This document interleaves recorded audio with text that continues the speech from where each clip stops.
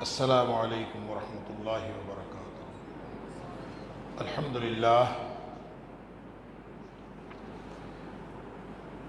للہ وکفا وسلام علی عبادہ الذین اصطفیٰ، اشہد ان لا الہ الا اللہ وحدہ لا شریک لہ واشہد ان محمدا عبدہ ورسولہ صلی اللہ علیہ وآلہ وسلم۔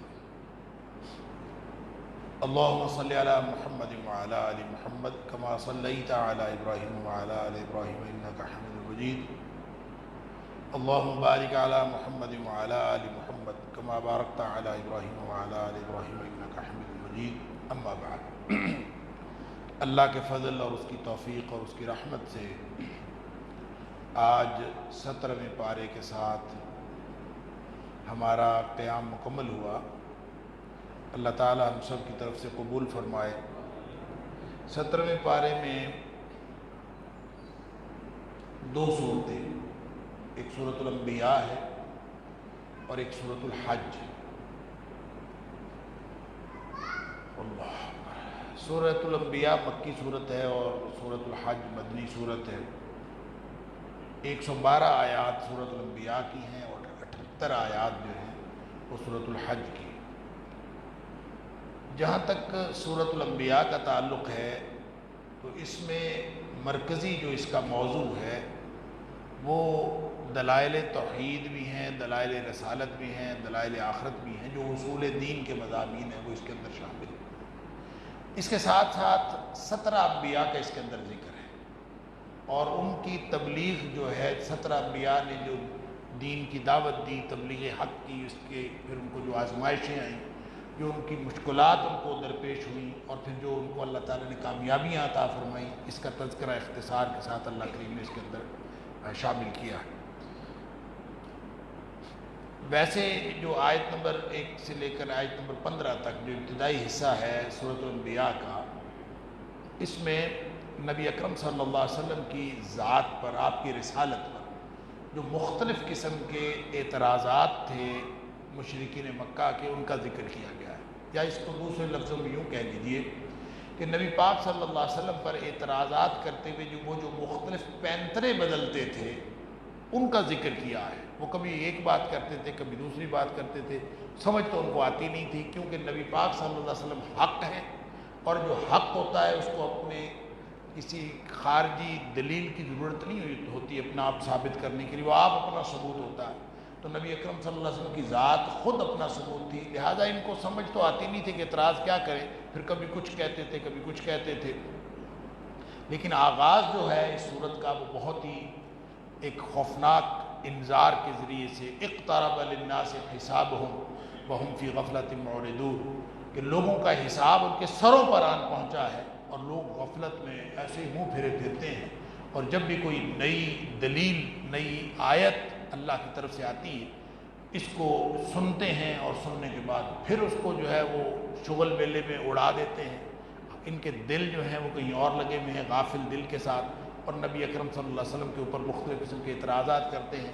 چاہیے تو یہ تھا کہ نبی پاک صلی اللہ علیہ وسلم سے قرآن سن کر وہ قرآن کی تعلیمات پر عمل کرتے، لیکن یہ بجائے عمل کرنے کے وہ مختلف قسم کے اعتراضات کرتے ہیں۔ کبھی کہتے ہیں بل قالوا اضغاث احلام، کبھی کہتے ہیں کہ اے نبی صلی اللہ علیہ وسلم جو آپ لے کے آئے ہیں اضغاث احلام، پریشان خیالی ہے، پراگندہ خیالی ہے اور کچھ بھی نہیں، آپ کے خیالات ہیں، نعوذ باللہ من۔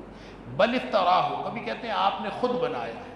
بل ہوا شاعر، کبھی کہتے ہیں نہیں شاعر ہے، یعنی ان کو سمجھ نہیں آتی۔ جو بل ہے نا یہ کلمہ استدراک ہے، جب کسی کو کوئی ایک جواب نہ بن رہا ہو تو پھر وہ ایک جواب سے دوسرے جواب پر، دوسرے جواب پر، تیسرے جواب پر، تو اس طرح سے وہ گویا کسی نہ کسی طرف نکلنا چاہتے تھے۔ تو یہ جو ان کے مختلف پینترے ہیں، اللہ کریم نے فرمایا وما ارسلنا قبلک الا رجالا نوحی الیہم، اے حبیب صلی اللہ علیہ وسلم آپ سے پہلے بھی تو ہم نے اتنے رسول بھیجے ہیں۔ فاسألوا اہل الذکر ان کنتم لا تعلمون، آپ یعنی مشرکین مکہ کو خطاب ہے، اگر تمہیں یہ معلوم نہیں ہے یا تم سمجھتے نہیں ہو تو پھر ان لوگوں سے پوچھ لو جن کو سابقہ امتوں کا اور ذکر کا علم ہے۔ یہ اس کا ایک اسپیسیفک کانٹیکسٹ ہے کہ جن لوگوں کو سابقہ امتوں کا، سابقہ نبیوں کا علم ہے ان سے جا کے پوچھو۔ دوسرا اس کا ایک عام معنی یہ ہے کہ جب بھی کسی بات کا علم نہ ہو ان لوگوں سے پوچھ لیا کریں جن کو اللہ نے ذکر کا یعنی کتاب و سنت کا علم دیا. ایسے خام خواہ جاہلوں سے جا کے نہیں پوچھنا چاہیے اور نہ ہی اپنی طرف سے کوئی بات بنانی چاہیے. پھر نبی پاک صلی اللہ علیہ وسلم کو ان کا ایک یہ بھی اعتراض تھا وما جعلناہم جسدا لا یاکلون الطعام وما کانوا خالدین. جو جتنے بھی پہلے بھی نبی گزرے ہیں ہم نے کسی کو بھی ایسا جسم نہیں دیا تھا وہ کھانا نہ کھاتے ہوں. ان کو یہ بھی اعتراض تھا نا کہ نبی پاک صلی اللہ علیہ وسلم یاکل الطعام یمشی فی الاسواق یہ کھانا کھاتے ہیں اور بازاروں میں گھومتے پھرتے ہیں. تو اللہ تعالیٰ فرماتا ہے ان سے پوچھے جو گزشتہ نبی تھے وہ بھی سارے کے سارے کھانا کھاتے تھے اور سارے کے سارے یہاں پہ ہمیشہ نہیں رہے, وہ چلے گئے. یہاں پہ ایک اور بات آیت نمبر 10 میں فرمائی لقد انزلنا الیکم کتابا فیہ ذکرکم. یہ جو کتاب ہے نا یہ ایک ایسی کتاب ہے اس کے اندر اتنی کمپریہنسو ہے کہ اس کے اندر دیگر چیزوں کے ساتھ ساتھ تمہارا اپنا ذکر بھی اس کے اندر موجود ہے. افلا تعقلون, تم سمجھتے نہیں اپنا ذکر کیسے موجود ہے. 3 اس کے معنی ہو سکتے ہیں. فیہ ذکرکم کا مطلب ذکر جو ہے نصیحت بھی ہوتا ہے, ذکر جو ہے وہ اپنا تذکرہ اور سرگزشت بھی ہوتا ہے, اور ذکر جو ہے ناموری بھی ہوتا ہے. یعنی اس قرآن میں ذکر ہے تمہارے لیے. فیہ ذکرکم کا ایک معنی یہ ہوگا کہ اس قرآن میں تمہارے لیے نصیحت ہے, ایک بات. دوسرا معنی یہ ہوگا کہ اس میں تمہارا تذکرہ ہے, تمہارا بھی اس میں نام آیا ہوا ہے, ذکر آیا ہوا ہے, تمہارا بھی تذکرہ ہوا. اور تیسری بات ہوگی کہ جو قرآن کے ساتھ جڑے گا اس قرآن میں تمہاری ناموری کا اور تمہارے عروج کا راز پوشیدہ ہے. جیسے اللہ کے رسول صلی اللہ علیہ وسلم ان اللہ تعالیٰ یرفع بہذا الکتاب اقواما ویضع بآخرین. اس قرآن کے ساتھ اللہ تعالیٰ بہت ساری امتوں کو عروج دیتا ہے اور بہت ساری امتوں کو زوال آتا ہے. پھر اس میں نصیحت ہے, یہ قرآن نصیحت تو ہے ہی, اس کے تذکرہ بھی ہے. تذکرے کے بارے میں ایک بڑا معروف روایت احنف بن قیس ایک تابعی تھے, وہ کہتے ہیں کہ میں نے یہ پڑھا فیہ ذکرکم تو میں نے سوچا میرا ذکر کہاں ہے. جب اس فیہ ذکرکم ہے تو میں بھی تو ہوں نا, میرا بھی ذکر ہونا چاہیے. تو میں نے قرآن کو پڑھا, کہیں اس قرآن کے اندر زہاد اور عباد کا ذکر تھا جو جنت والے ہیں, بڑے نیک لوگ ہیں. میں نے سوچا اس میں بھی میں تو نہیں. پھر دوسری طرف میں نے دیکھا تو پھر ایسے لوگوں کا ذکر تھا اللہ اکبر جو بڑی فرائنہ قسم کے اور فساق و فجار, بڑے بڑے قسم کے جو گناہ گار تھے, بڑے بڑے دشمن اللہ اور اس کے رسول صلی اللہ علیہ وسلم کے, جو جہنمی ہیں. میں نے ان میں دیکھا تو میرا ذکر تو ان میں بھی نہیں تھا. تو میں نے سوچا پھر میرا ذکر کہاں. کہتے میں قرآن پڑھتا گیا پھر سورہ توبہ کی اس آیت پہ جب میں پہنچا تو مجھے سمجھ آئی کہ یہ میرا ذکر ہے. وآخرون اعترفوا بذنوبهم خلطوا اعمالا صالحا وآخر سیئا. کہ ان میں کچھ لوگ ایسے ہیں جو اپنے گناہوں کا اعتراف کر لیتے ہیں, ان میں نیکیاں بھی ہیں کچھ گناہ بھی ہیں, ملے جلے اس طرح کے لوگ ہیں. مجھے سمجھ آ گئی کہ یہ ان لوگوں میں یہ میرا ذکر. لہذا تذکرہ بھی ہے قرآن, یہ ناموری کی کتاب بھی ہے, یہ عروج دیتی ہے, عظمت دیتی ہے, اور یہ قرآن جو ہے یہ نصیحت بھی ہے. اور جو شخص اس کے ساتھ جڑے گا وہ قرآن سے نصیحت حاصل کر لے گا. آیت نمبر 16 سے 50 تک دلائل توحید ہیں اور مشرکین کو انذار کیا گیا ہے کہ سمجھتے نہیں ہیں تم زیادہ خدا اگر اس زمین میں ہوتے, لو کان فیہما آلہۃ الا اللہ لفسدتا, اگر اللہ کے علاوہ اس زمین میں کئی خدا ہوتے تو ظاہر ہے اس میں بگاڑ پیدا ہو جاتا. اب تک تو بگڑ چکا ہوتا. کیوں؟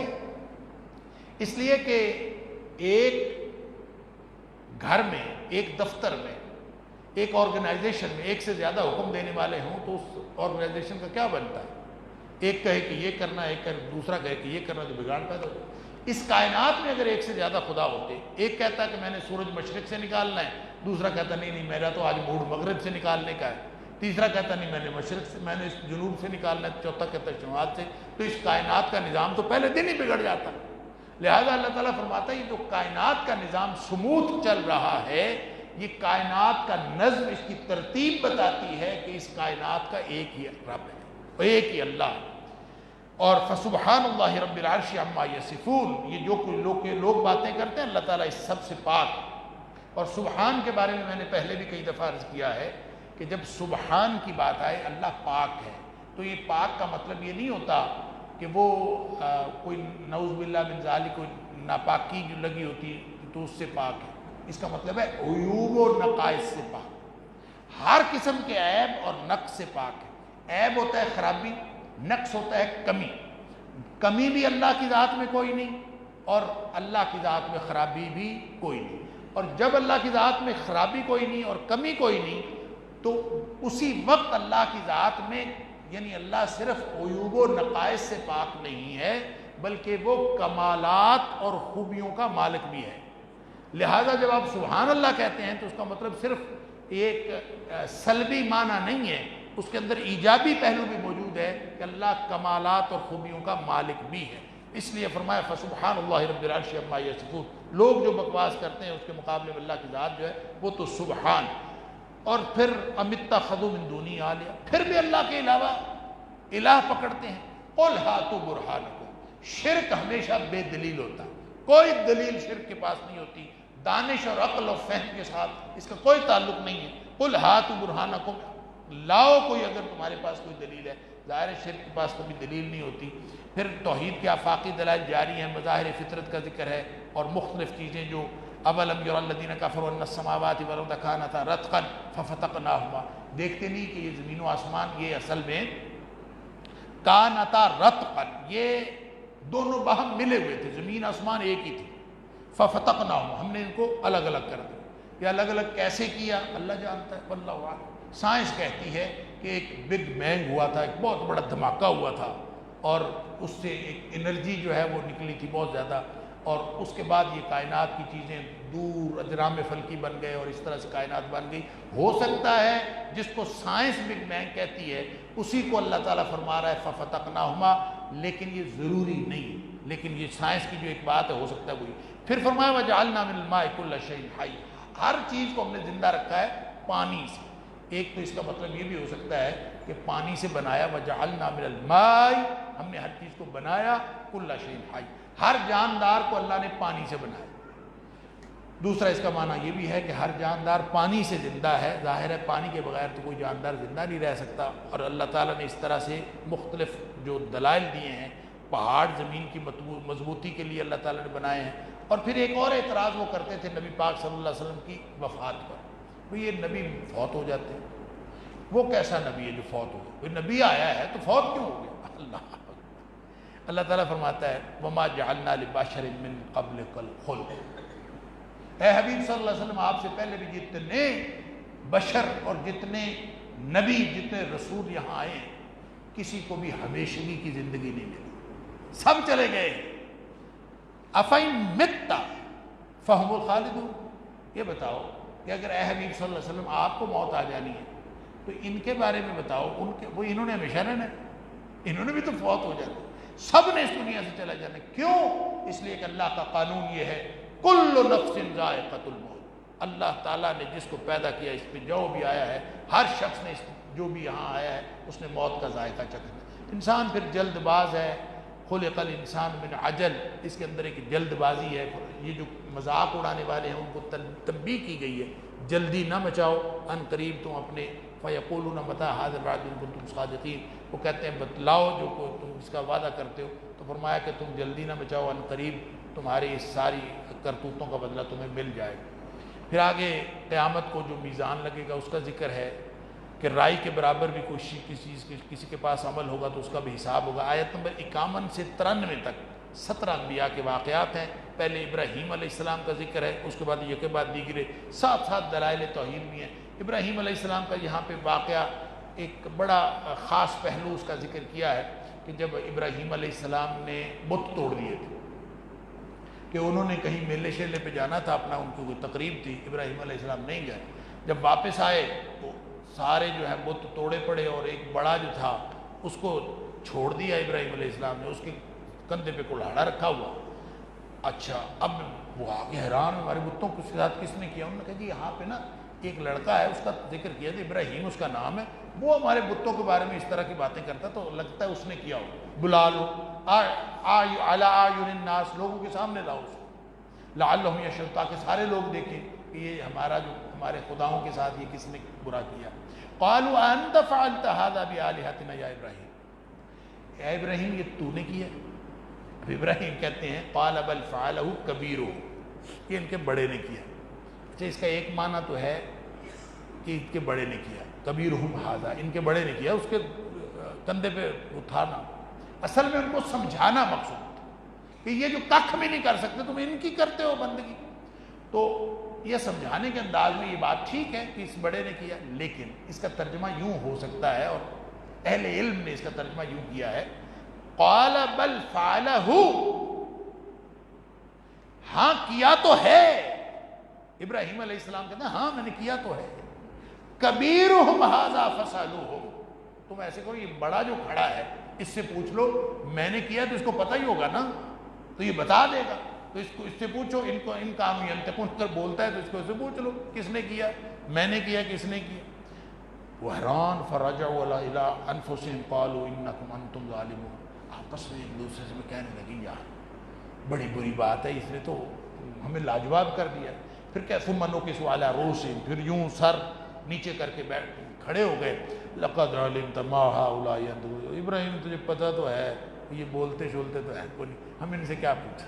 اللہ قال فتعبدون من دون اللہ ما لا ينفعكم شيئا ولا يضركم، تم ان کی پوجا کرتے ہو جو نہ فائدہ دیتے ہیں نہ نقصان دیتے ہیں، اف لکم ولما تعبدون من دون اللہ، تمہارے اوپر بھی تف ہے اور ان پر بھی جن کی تم پوجا کرتے ہو اللہ کو چھوڑ کر۔ اللہ افلا تعقلون، ذرا بھی تمہیں عقل نہیں۔ اور اس کے بعد ان کا پروگرام بنا کے اب بتوں کی مدد کرنے کے لیے ابراہیم کو سزا دو گے تو گل بنے گی، وگرنہ گل نہیں بنے۔ لو ابراہیم علیہ السلام کو آگ میں پھینکا، قلنا یا نار کونی بردا و سلاما، انہوں نے کہا قالوا حرقوا وانصروا آلہتکم ان کنتم فاعلین، کچھ کرنا ہے تو اس کو آگ میں پھینک دو۔ آگ میں پھینکا، آگ گلزار بن گئی، سبحان اللہ، اور ٹھنڈی ہو گئی۔ اللہ تعالیٰ فرماتے ہیں ہم نے آگ کو کہا کہ تو ٹھنڈی اور سلامتی والی بن جا، ایسی ٹھنڈ بھی نہ ہو کہ ابراہیم علیہ السلام کو سردی لگنے لگے، نہیں سلامتی والی بن جائے۔ اس کے بعد لوط علیہ السلام کا ذکر ہے، اسحاق علیہ السلام کا، یعقوب علیہ السلام کا تذکرہ ہے، سب صالح ترین اور بہترین افراد تھے۔ آگے نوح علیہ السلام کا ذکر اور اللہ کی مدد، داؤد علیہ السلام، سلیمان علیہ السلام، پھر ان کے ایک فیصلے کا بھی ذکر ہے۔ پھر آگے سلیمان علیہ السلام، ان کے جن بھی تابع تھے، ہوا بھی ان کی تابع تھی، ان کا ذکر وہ سورہ سبا کے اندر بھی آئے گا۔ پھر حضرت ایوب علیہ السلام کا ذکر ہے، ان کے صبر کا ذکر ہے۔ 18 سال بعد جا کے دعا قبول ہوئی، 18 سال ایوب علیہ السلام، ان کو یہ کہتے ہیں کہ کوڑ چل گیا اپنے جسم کے اندر، اور ہر چیز جو ہے آہستہ آہستہ ختم ہو گئی، انگلیوں کے پور بھی گر گئے، 18 سال بیمار رہے۔ اللہ اکبر، وَأَيُّوبُ إِذْ نَادَىٰ رَبَّهُ أَنِّي مَسَّنِيَ الضُّرُّ وَأَنتَ أَرْحَمُ الرَّاحِمِينَ، ایوب نے دعا کی کہ اللہ مجھے بیماری چمٹ گئی ہے اور تو رحم کرنے والا ہے، فَاسْتَجَبْنَا لَهُ فَكَشَفْنَا مَا بِهِ مِن ضُرٍّ، اللہ تعالیٰ نے دعا قبول فرما لی اور ان کو شفا دے دی، اور وَآتَيْنَاهُ أَهْلَهُ مِثْلَهُم مَّعَهُمْ رَحْمَةً مِّنْ عِندِنَا وَذِكْرَىٰ لِلْعَابِدِينَ۔ کہتے ہیں کہ ان کی بیوی بھی چھوڑ کے چلی گئی تھی، ان کے بچے چھوڑ کے چلے گئے تھے، سارے حالات خراب ہو گئے تھے، اللہ تعالیٰ نے واپس وہ ساری چیزیں دے دی۔ اسماعیل علیہ السلام، ادریس علیہ السلام اور ذوالکفل، فرمایا کل من الصالحین۔ دیگر انبیاء کا بھی ذکر ہے، پھر آگے زکریا علیہ السلام کا، اور زکریا علیہ السلام کا ذکر میں نے آپ کو کہا پہلے بھی عرض کیا تھا، سورہ مریم کے اندر، سورہ آل عمران کے اندر، جہاں جہاں ان کا ذکر ہوا ہے، ان کے ذکر کے ساتھ اللہ تعالیٰ نے یہ بات ضرور بیان کی ہے کہ جب زکریا علیہ السلام کو اللہ تعالیٰ نے بیٹا دیا تو انہوں نے کہا کہ یہ بیٹا کیسے ہوگا، میں بوڑھا ہوں اور میری بیوی بانجھ، تو اللہ تعالیٰ نے فرمایا صبح و شام اللہ کی تسبیح بیان کرو۔ آگے آیت نمبر 94 سے 106 تک مشرکین کا انجام ہے، اہل توحید سے مختلف ہوگا، ان کو تو اللہ تعالیٰ معاف فرمائے۔ فرمایا مومن تو جنت میں جائیں گے، اور یہ جو کافر ہیں مشرکین یہ سارے کے سارے جہنم کے اندر جائیں گے، اور نیک لوگ جو ہیں یہ۔ اچھا ایک بات اور، اللہ تعالیٰ نے جب فرمایا نا کہ کافر سارے جہنم میں جائیں گے، ساتھ یہ فرمایا کہ کافر جن کو پوجتے تھے، مشرک بھی اور جن کو یہ پوجتے تھے، سارے جہنم میں جائیں گے۔ اب کچھ لوگ حضرت عیسیٰ علیہ السلام کو پوجتے ہیں، کچھ لوگ حضرت عزیر علیہ السلام کو پوجتے ہیں، کوئی نیک ہستیوں کو پوجتے ہیں۔ اس پر مشرکین نے بڑی بغلیں بجائیں، انہوں نے کہا لو جی ہم تو جہنم میں جائیں گے، ساتھ نعوذ باللہ من ذالک عیسیٰ علیہ السلام بھی جائیں، ساتھ جو ہے جو صالحین ہیں وہ بھی جائیں، یعنی جن کو لوگ پوجتے ہیں وہ بھی جائیں۔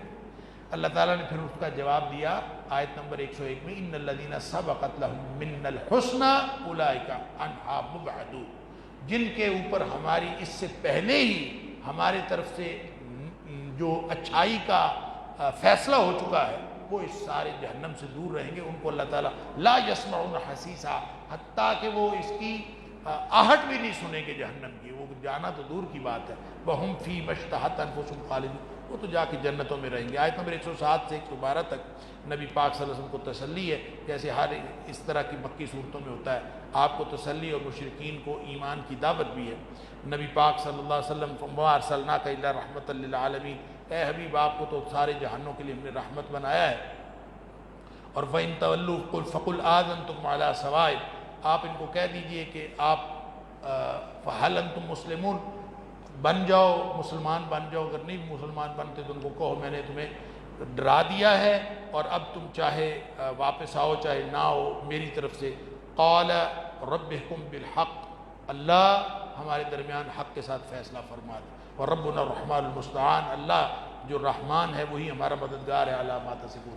آگے سورہ حج ہے، سورہ حج مدنی ہے۔ اس سورہ حج کا جو مرکزی مضمون ہے وہ بھی مشرکین معاندین سے جو مجادلہ ہے، اس کے بعد ان کے اوپر فرد جرم عائد کی ہے، اور حتیٰ کہ جہاد کا حکم بھی دیا گیا ہے، مسلح مزاحمت کی اس کے اندر جو ہے اجازت ہے، اور پھر اس کے علاوہ نظم اجتماعی کے لیے دعوت، عبادت اور جہاد کی ہدایات۔ آغاز بڑا ہی ہولناک ہے، ان زلزلۃ الساعۃ شیء عظیم، کائنات کے انسانوں اپنے رب سے ڈر جاؤ، جو قیامت کا زلزلہ ہے نا وہ بہت بری شے، بہت بڑی شے۔ اس دن کیا ہوگا؟ اس دن تم دیکھو گے کہ ہر دودھ پلانے والی ماں اپنے دودھ پیتے بچے کو چھوڑ جائے گی، حمل والیاں اپنا حمل گرا دے گی، اور آپ دیکھیں گے کہ لوگ ایسے ہوں گے جیسے نشئی ہیں، نشے میں ادھر ادھر گھومتے پھرتے ہیں۔ وما ہم بسکارا، حالانکہ وہ نشے میں نہیں ہوں گے، ولکن عذاب اللہ شدید، اللہ کا عذاب بڑا سخت۔ نبی اکرم صلی اللہ علیہ وسلم نے فرمایا یہ وہ موقع ہوگا، پتہ نہیں کون کون سا موقع ہوگا، اللہ کو معلوم ہے، لیکن بخاری شریف کی حدیث ہے، نبی پاک صلی اللہ علیہ وسلم نے فرمایا ایک موقع ہوگا کہ اللہ تعالیٰ آدم علیہ السلام کو کہے گا اے آدم، اپنی اولاد میں سے ہر 1000 میں سے 999 جہنم کے لیے نکال کے لے، ہر 1000 میں سے ایک جنتی، 999 جہنمی۔ اللہ، جب یہ حکم ہوگا تو اس وقت حمل والیوں کے حمل گر جائیں گے، اور دودھ پلاتی مائیں جو ہیں وہ اپنے دودھ پیتے بچوں کو چھوڑ جائیں گے، اور اس وقت لوگ مدہوش ہو جائیں گے، یعنی اس قدر خوف کہ ہر 1000 میں سے 999 جہنمی، صرف ایک جنت۔ اچھا، یہ بات جب صحابہ کرام نے سنی تو صحابہ کے چہرے بھی متغیر ہو گئے، ہر بندہ ڈر گیا، اللہ کے رسول صلی اللہ علیہ وسلم ہر 1000 میں سے 999 جہنمی، تم کہاں جائیں؟ جب صحابہ کرام کا اضطراب، پریشانی، بے چینی بہت بڑی، نبی کریم صلی اللہ علیہ وسلم فرمایا تم پریشان نہ ہو، جو 999 جہنمی ہیں نا، ان میں سے 999 جو ہیں وہ یاجوج ماجوج میں سے ہوں گے، اور ایک تم میں سے ہوگا۔ پھر گویا وہ یاجوج ماجوج جو کوئی قوم ہے جو آدم علیہ السلام کی نسل میں سے ہے، وہ سارے جہنمی ہیں، باقی جو اس کے علاوہ ہیں وہ تو بالکل گویا 1000 میں سے ایک شخص جہنمی ہوگا۔ پھر نبی پاک صلی اللہ علیہ وسلم نے اس حدیث میں بھی اور دیگر حدیث میں بھی فرمایا کہ مجھے تو امید ہے، ایک حدیث میں فرمایا کہ مجھے تم سارے جنت میں ہوگے، تم میں سے جہنمیوں کی تعداد تو صرف اتنی سی ہوگی جیسے سیاہ بیل کے پہلو میں چھوٹا سا سفید نشان، یا سفید بیل کے پہلو میں چھوٹا سا سیاہ نشان، تمہاری تو جہنمیوں کی تعداد صرف اتنی ہوگی۔ اور ایک دوسری حدیث میں آپ نے فرمایا مجھے امید ہے کہ تم اہل جنت کا 1/4 ہوگے، یعنی میری امت، باقی ساری امتیں وہ 3/4 اور میری امت 1/4 ہو۔ پھر نبی پاک صلی اللہ علیہ وسلم فرمایا نہیں، مجھے امید ہے کہ تم 1/3 ہوگی، باقی ساری امتیں 2/3 اور 1/3 میری امت ہوگی۔ پھر نبی پاک صلی اللہ علیہ وسلم فرمایا نہیں، مجھے امید ہے کہ تم تمام جنتیوں میں سے نصف ہوگے، آدھے تم ہوگے، آدھے باقی سارے نبیوں کی امت ہوگی۔ اللہ تعالیٰ ہم سب کو جنت عطا فرمائے۔ بہرحال یہاں سے اس کا آغاز ہوتا ہے، اور مراحل تخلیق کا اس کے اندر ذکر کر کے کہ مراحل تخلیق پر غور کرو، اصل میں آخرت بتائی گئی ہے کہ جس طرح انسان کے تخلیق پر اللہ تعالیٰ قادر ہے، وہ اسی طرح دوبارہ تخلیق پر بھی قادر ہے۔ اسی طرح جیسے مردہ کھیتی جو ہے اس کی مثال دی ہے مردہ کھیتی جیسے دوبارہ زندہ ہو جاتی ہے، اسی طرح اللہ تعالیٰ دوبارہ زندہ کرے گا، اور آخرت کا تصور جس کو مشرک نہیں مانتے، قیامت آنے والی ہے، وَأَنَّ السَّاعَةَ آتِيَةٌ لَا رَيْبَ فِيهَا، اس کے اندر کوئی شک نہیں ہے، اور اللہ تعالیٰ قبروں والوں کو سب کو اٹھا لے گا۔ پھر فرمایا کہ ایمان والا جو ہے اسی کا عمل اس کو فائدہ دیتا ہے۔ جو متذبذب آدمی ہے نا، جس کو شک رہتا ہے پتہ نہیں یہ صحیح ہے، پتہ نہیں یہ صحیح ہے، فرمایا متذبذب آدمی کی عبادت قبول ہی نہیں ہوتی، جس کو شک شبہ، جس کو پکا یقین ہی نہیں۔ فرمایا وَمِنَ النَّاسِ مَن يَعْبُدُ اللَّهَ عَلَى حَرْفٍ، کنارے پہ کھڑا ہے، ادھر دیکھتا ہے فائدہ دنیا والوں کی طرف، ادھر ہو جاتا ہے، اور دین کی طرف فائدہ دیکھتا ادھر ہو جاتا ہے۔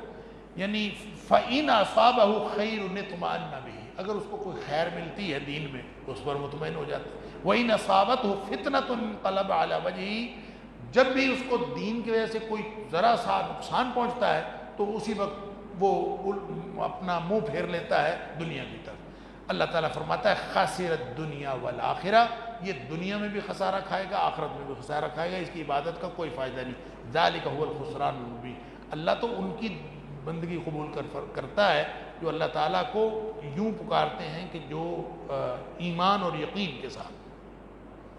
پھر آگے اللہ تعالیٰ نے جہنم کا منظرنامہ ذکر کیا، قیامت کے دن فیصلے ہوں گے، جو جہنمی جہنم میں جائیں گے ان کو آگ کا لباس، اللہ اکبر، آگ کا لباس پہنایا جائے گا، سروں کے اوپر کھولتا ہوا پانی ڈالا جائے گا جس سے ان کی آنتیں پگھل جائیں گی، لوہے کے ہتھوڑے ہوں گے جس سے ان کو مارا جائے گا، نکلنا چاہیں گے اس میں سے، کلما ارادوا ان یخرجوا منها من غم اعیدوا فیها وذوقوا عذاب الحریق، نکلنا چاہیں گے ان کو ہتھوڑے سے مار کے پھر واپس ڈال دیا جائے گا، نکلنا چاہیں گے نکل سکیں گے نہیں، اللہ تعالیٰ معاف۔ آیت نمبر 25 سے 38 تک تولیت کعبہ کا استحقاق کس کا ہے؟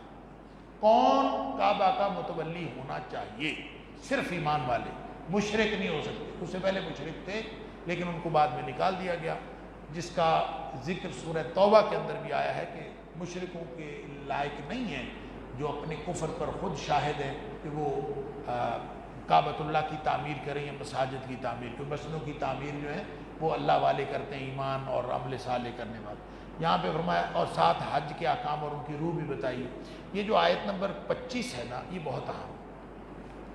ان الذين كفروا ويصدون عن سبيل الله والمسجد الحرام الذي جعلناه للناس سواء العاكف فيه والباد، اللہ نے یہ جو مسجد حرام ہے نا، اس کو وہاں رہنے والے اور باہر سے آنے والے ان سب کے لیے برابر بنایا۔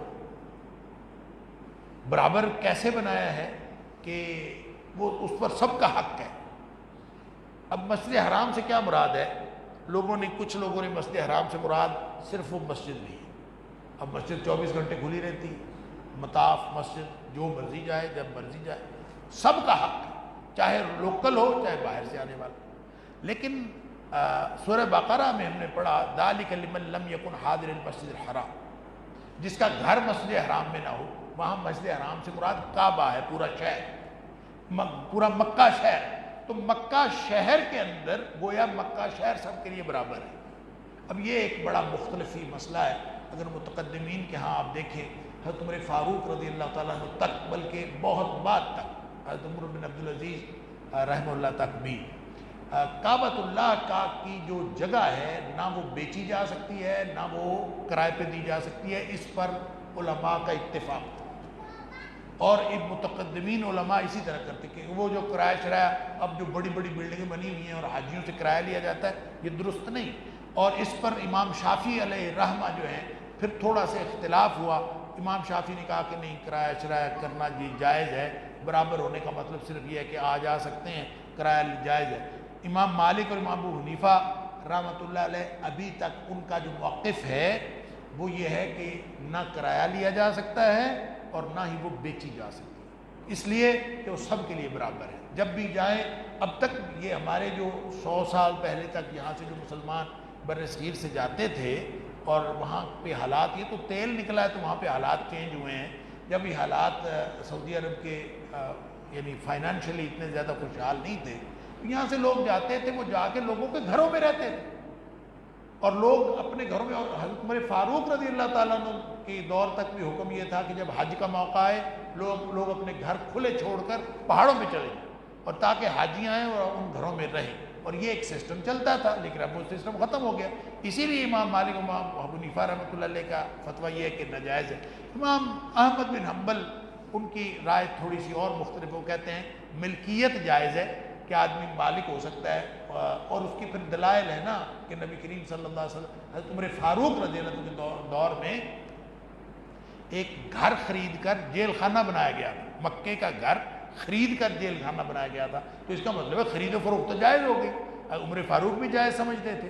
تو بہرحال اس لیے یہ مختلف مسئلہ رہا ہے، اور اب تک جو ہے اس کے اندر ایک رائے تھی، لیکن دور جدید میں آ کے یہ مسئلہ مختلفی نہیں رہا، اس لیے کہ اس کو مسجد حرام کو سب کے لیے مشترکہ قرار دیا جاتا ہے، مکہ شہر کو نہیں، حالانکہ مکہ شہر بھی سب کے لیے برابر ہونا چاہیے۔ آگے حج کے احکام ہیں، قربانی وغیرہ کا تذکرہ ہے، اور پھر تمام مناسک کی روح بتائی گئی ہے۔ وَبَشِّرِ الْمُخْبِتِينَ فَإِلَٰهُكُمْ إِلَٰهٌ وَاحِدٌ، سارے حج کی اور حج کے مناسک کی روح یہ ہے کیا؟ فَإِلَٰهُكُمْ إِلَٰهٌ وَاحِدٌ فَلَهُ أَسْلِمُوا، تمہارا الہ ایک ہے، اس کے سامنے جھک جاؤ، بس اپنا آپ سبمٹ کر دو۔ بشر المخبتین، اس طرح کے عاجزی کرنے والے، جھکنے والے، ان کو خوشخبری دے دے۔ یہ کون ہے؟ خوشخبری کن کو دینی ہے؟ جو اللہ کا ذکر کرتے ہیں، جن کے دل کانپ جاتے ہیں۔ اللہ اکبر، جب اللہ کا ذکر آئے، اذا ذکر اللہ وجلت قلوبہم، اللہ والے وہ ہوتے ہیں جب اللہ کا ذکر ہو تو ان کے دل کانپ جاتے ہیں۔ والصابرین علی ما اصابہم، جو بھی مصیبتیں پہنچتی ہیں اس پر صبر کرتے ہیں، نماز قائم کرتے ہیں، جو کچھ اللہ نے دیا اس پر خرچ کرتے ہیں۔ پھر آگے حاکمیت کے اصول ہیں، الذین ان مکناہم فی الارض اقاموا الصلاۃ وآتوا الزکاۃ وامروا بالمعروف۔ اچھا، اس سے پہلے جہاد کا آیت نمبر 39 جو ہے، جہاد کی اجازت، پہلے بھی میں نے آپ کو بتایا تھا کہ مقامات فرضیت جو جہاد میں، ویسے جہاد کے احکام بہت سارے، لیکن جہاد کب فرض ہو جاتا ہے، جہاد کا وہ اسے جس کو ہم قتال کہتے ہیں، وہ کب فرض ہوتا ہے؟ 3 مقامات ہیں قرآن میں۔ ایک ہے سورہ بقرہ کی آیت نمبر 190، وَقَاتِلُوا فِي سَبِيلِ اللَّهِ الَّذِينَ يُقَاتِلُونَكُمْ، ان سے لڑو جو تم سے لڑتے ہیں۔ ایک ہے سورہ نساء کی آیت نمبر 75 کہ قریبی بستی پر ظلم ہو رہا ہے، کیوں نہیں لڑتے؟ وَمَا لَكُمْ لَا تُقَاتِلُونَ فِي سَبِيلِ اللَّهِ وَالْمُسْتَضْعَفِينَ مِنَ الرِّجَالِ وَالنِّسَاءِ وَالْوِلْدَانِ الَّذِينَ يَقُولُونَ رَبَّنَا أَخْرِجْنَا مِنْ هَٰذِهِ الْقَرْيَةِ الظَّالِمِ أَهْلُهَا۔ قریبی بستی پر ظلم ہو رہا ہے، بچوں کی، عورتوں کی چیخ و پکار تمہیں سنائی دے رہی، کیوں نہیں لڑتے؟ اس وقت بھی جہاد فرض ہو جاتا ہے۔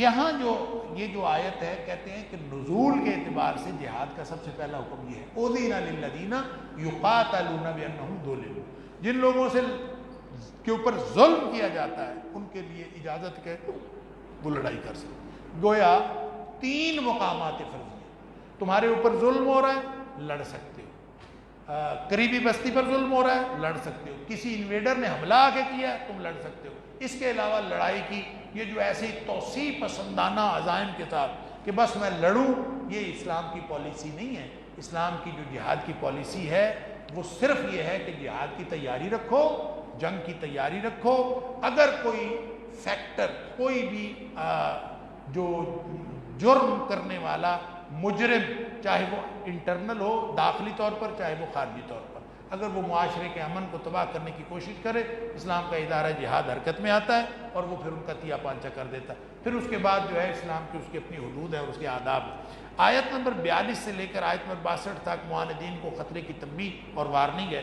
اچھا، یہاں یہ جو آیت نمبر 41 ہے، اس میں حاکمیت کے اصول، بنیادی اصول بتائے گئے کہ اہل ایمان وہ ہوتے ہیں کہ جن کو اگر زمین میں اقتدار دے دیا جائے تو بھلا کیا کرتے ہیں؟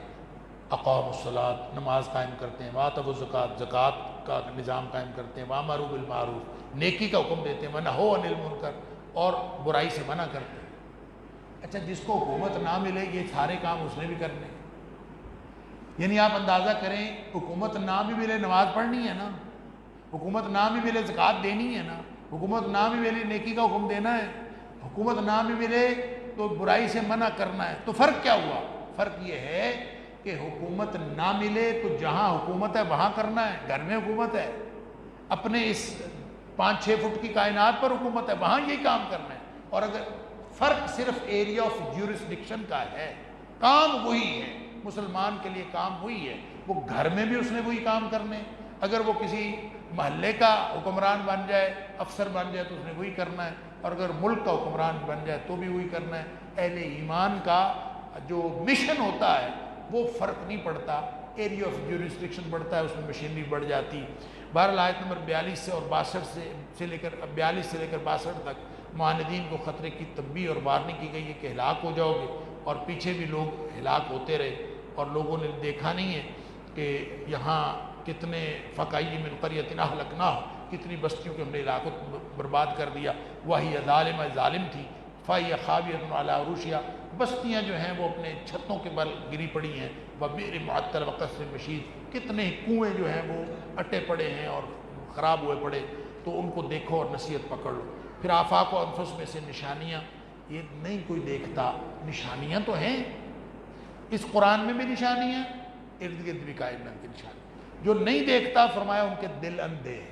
اللہ اکبر، فإنها لا تعمى الأبصار، آنکھیں اندھی نہیں ہوتی، ولیکن تعمى القلوب التي في الصدور، دل میں، یہ سینے کے اندر جو دل ہے نا وہ اندھے ہو جاتے ہیں، انسان بصیرت ختم ہو جاتی ہے۔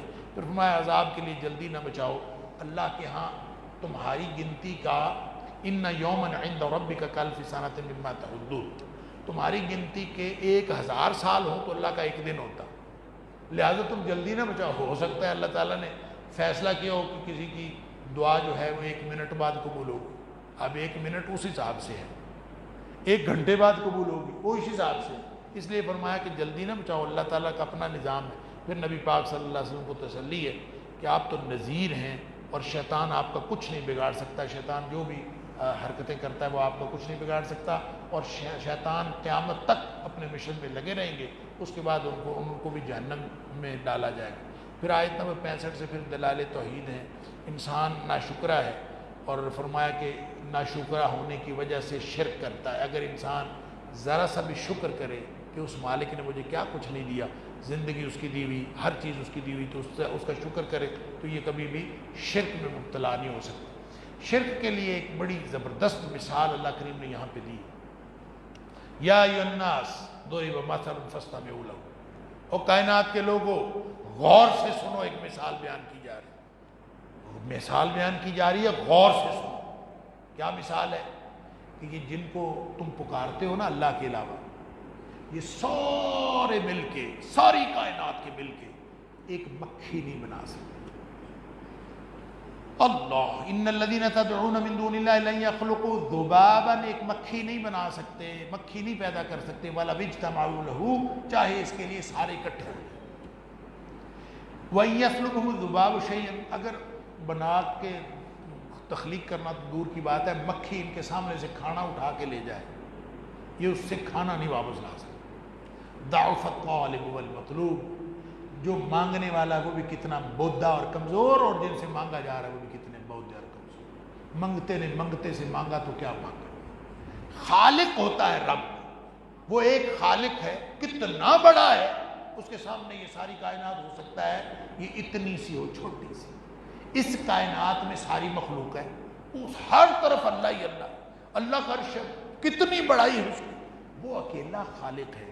تو جب مخلوق میں سے لوگ خدا بناتے ہیں، اسی لیے اس نے کہا کہ ما قدر اللہ حق قدرہ، لوگوں کو اللہ کی قدر ہی نہیں، ان کو پتہ ہی نہیں کہ اللہ تعالیٰ کی بڑائی کتنی ہے۔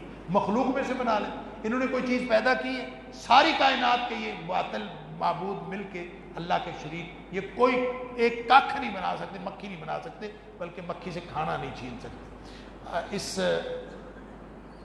سورت کے اختتام پر حکم ہے وَجَاهِدُوا فِي اللَّهِ حَقَّ جِهَادِهِ، سن لیجئے، ایک مسئلہ ہمیں ہمیشہ تنگ کرتا رہتا ہے، جہاد کرو جہاد کرو جہاد کرو۔ جہاد اور قتال میں فرق ہے، قتال لڑائی ہے، جہاد لڑائی نہیں ہے۔ جہاد وہ جد و جہد ہے، وہ سٹرگل ہے، وہ ایفرٹ ہے جو انسان اپنی اصلاح کے لیے اور معاشرے کی اصلاح کے لیے کرتا ہے، اس کا نام جہاد ہے، اور اس کا آغاز ہوتا ہے اپنے نفس سے۔ نبی پاک صلی اللہ علیہ وسلم فرمایا المجاہد من جاہد نفسہ فی طاعت اللہ، جو اپنے نفس کو اللہ کی اطاعت پر مجبور کرتا ہے، اصل مجاہد تو وہ ہے۔ یہاں سے کام کا آغاز ہوتا ہے۔ پھر جتنے بھی یہاں جہاں فرمایا جاہدوا فی اللہ حق جہادی، اللہ کے راستے میں اس طرح جہاد کرو جس طرح جہاد کا حق ہے۔ تو یہ اس سے مراد قتال نہیں ہے، جہاد میں قتال شامل ہے لیکن جہاد کا مطلب قتال نہیں ہے۔ آگے اس کی تفصیل بتائی تو فرمایا فاقیموا الصلاۃ وآتوا الزکوٰۃ، نمازیں بھی پڑھو، قائم کرو، زکوٰۃ بھی دیا کرو۔ گویا جہاد میں یہ بھی شامل ہے، جہاد میں ایک ایک حکم اللہ کا ماننا وہ بھی شامل ہے، اور ایک ایک گناہ سے بچنا یہ بھی شامل ہے۔ اور جب آپ سارے اس معاملے میں اصلاح کا عمل جاری رکھے ہوئے ہوتے ہیں تو دشمن کے ساتھ ٹکراؤ کا موقع آ جائے، تو قتال کا موقع آ جائے، تو وہ جہاد کی وہ بالکل کلائمیکس ہے جس کو نبی پاک صلی اللہ علیہ وسلم نے وَذِرْوَةُ سَنَامِهِ الجہاد، اسلام کا جو کلائمیکس ہے وہ جہاد ہے۔ تو وہ تو موقع جب آ جائے تو کرنا ہے، باقی جہاد تو ہر وقت کرنا ہے۔ اللہ کو فرمایا پھر یہ جو جہاد ہے نا، اس کا نتیجہ اصل میں پتہ کیا ہے؟ وَاعْتَصِمُوا بِاللَّهِ، اس پوری ایفرٹ کا، پوری زندگی کی سٹرگل کا اور اس جہاد کا نتیجہ یہ ہونا چاہیے اللہ کے ساتھ جڑے رہو۔ جب اللہ کے ساتھ جڑے رہو گے تو کیوں نہ جڑو، ہوا مولا کو، وہ تمہارا مولا ہے، اس سے جڑے رہو۔ فنعم المولا ونعم النصیر، وہ کتنا اچھا مولا ہے، کتنا اچھا کارساز ہے، اور کتنا اچھا ہمارا دوست ہے، ولی ہے۔ اللہ تعالیٰ ہم سب کو قرآن سمجھنے اور عمل کرنے کی توفیق عطا فرمائے۔ وآخر دعوانا الحمد